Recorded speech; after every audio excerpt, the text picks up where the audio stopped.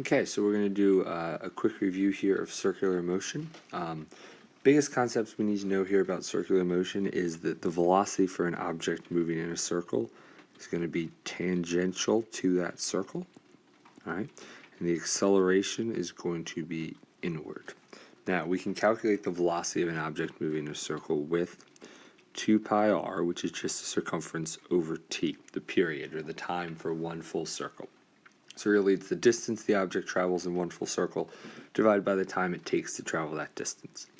And our acceleration when we're traveling in a circle or part of a circle or turning is given by v squared over r, right? That's our centripetal acceleration.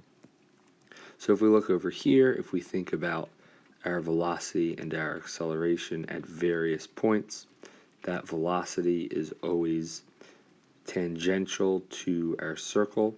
Acceleration's always inward. And so they always form a 90-degree angle. They're perpendicular. Real quick before we go on to universal gravitation, the difference here between these two terms, centripetal, is the inward force or acceleration that occurs when an object is traveling in a circle. And that centripetal piece really means center seeking. Okay. Centrifugal is that, and we talked about this before, this is that pseudo force that describes that feeling of being thrown out of a circle. Keep in mind it's a pseudo force, it's not a real force that exists. Okay, the real reason for that feeling is that objects have that tendency to continue moving in a straight line, which is Newton's first law. Okay, so we feel like we're being thrown out of a circle because we want to continue moving in a straight line when the car or whatever object turns. All right, and that's why we have that feeling. All right, moving on to gravity. Gravity is a force that exists between all objects with mass. Okay, force of gravity for between any two objects is given by Fg equals g m1 m2 over r squared. We also talked about how we can calculate the acceleration due to gravity on the surface of a planet or at some location near the planet, and that's going to be gm over r squared. Keep in mind this r in both cases is the distance between the objects. All right. If we're talking about a planet and we're talking about a location on the surface of the planet, it will be the radius of the planet. But we did look at situations where we're some height above the planet, and then the planet has a radius itself, and that r value is going to be that full distance. Okay. This also was our first, not only, but first example of an inverse square law, all right, which means two things, right? As r increases, our force decreases, okay? And the other thing was that if the factor by which r increases, the force decreases by that factor squared. So I'll say if r increases by x, then our force is going to decrease by x squared. All right, and lastly, we have Kepler's laws.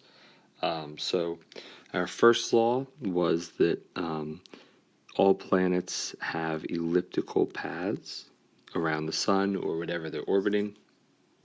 And the sun is going to be the focus, one of the foci of that ellipse. Okay, so something like this, where this is our sun. Now, keep in mind that a circle is a special case of an ellipse. So a lot of orbits are actually circular.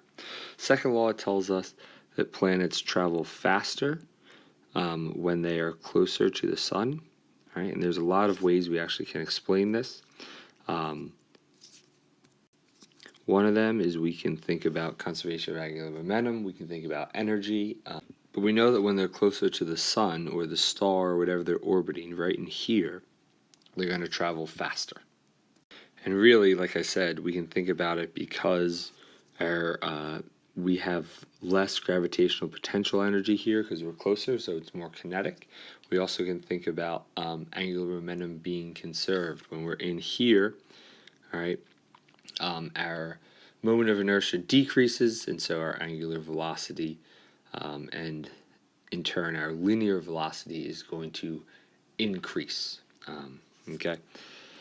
The last one here is conceptually tells us that planets that are further away take longer to orbit.